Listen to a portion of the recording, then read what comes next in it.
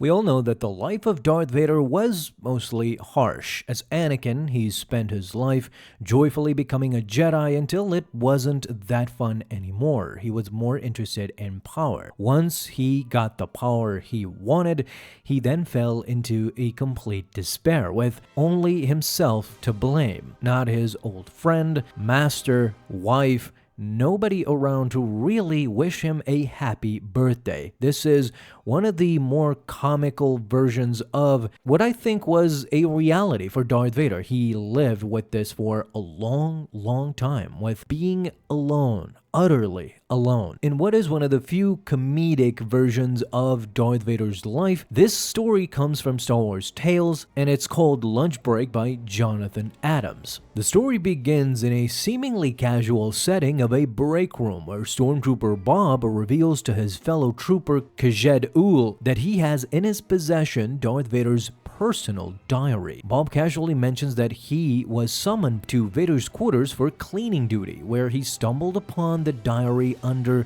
some unexpected magazines. Kajed is shocked and fearful of the repercussions, of course, of their prying, but curiosity wins out. Bob even says that his place was such a mess that he eventually will think that he just lost his diary and there will be no repercussions. And so both of them now delve deep into the diary's contents. As they begin to read, the diary entries unfold to show a side of Darth Vader that is rarely acknowledged. There are musings about practical concerns like the fit and comfort of his new helmet. Vader writes about personal admissions of vulnerability. He has troubled sleep and nightmares, which at one point is trivialized, comically misunderstood by the Stormtroopers as a spelling error. However, after this, the narrative deepens as they come across entries about Vader's relationship with Luke Skywalker. From the diary, we learn that this is around the time of Empire Strikes Back, before Vader revealed to Luke that he is his father.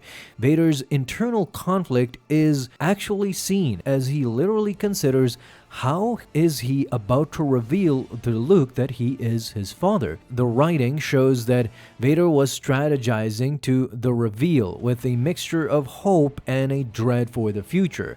And the Stormtrooper's commentary adds a little layer of irony and humor in it. Vader says, "It's going to happen soon, I'm sure of it. I'm going to meet Luke Skywalker and I'll have to tell him I'm his father. I'm not sure how I'll say it.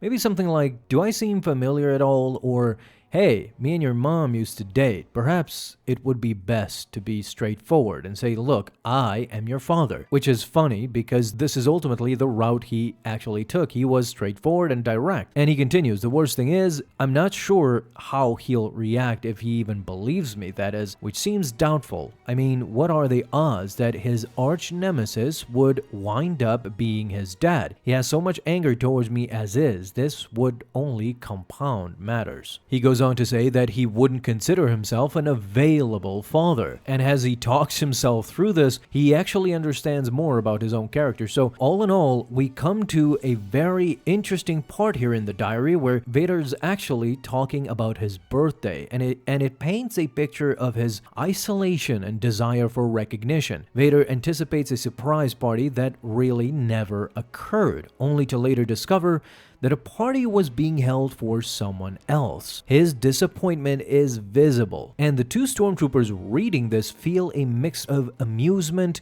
at the misunderstanding and a sympathy for Vader's wanting desires for just a connection, a small connection. Again, he has nobody. Vader has literally lost everyone he loved. There is a particularly interesting moment where Vader, in a state of exhaustion and hunger, attempts to contact his deceased mother, an action that he later notes with profound embarrassment. Now, the birthday thing is what the Stormtroopers reflect upon with surprising tenderness, suggesting that Vader needs emotional support or an outlet, perhaps therapy or arts, to cope with his anger and stress. It seems that these two guys have started to create real empathy for Vader, And this is shown later on, because this is where things get really interesting. During the last part, the stormtroopers are interrupted by an alarm signaling an intruder on the ship. Just as they're talking amongst themselves and about what they read of Vader's diary, at that point an alarm goes off and another stormtrooper comes in and says, "Hey, hurry up you two, Lord Vader's called an emergency meeting. There's an intruder on board." Intruder? Both of them are shocked and they assemble quickly where Vader rushes in. Vader patrols through and Bob actually turns his head and looks at him. However, Vader is speaking in a commanding tone because there is an intruder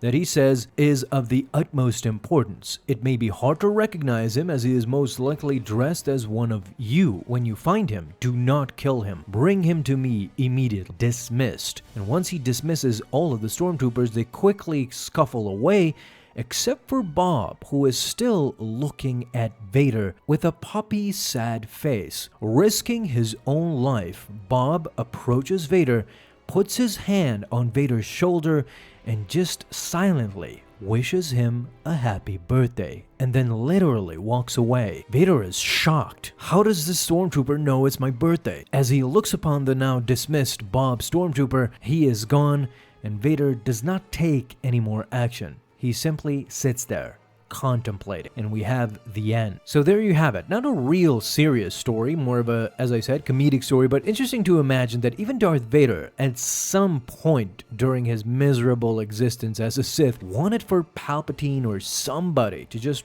wish him a happy birthday once in a while. Anyways, I had fun making this video, and what did you guys think also? Talk to me down below in the comments.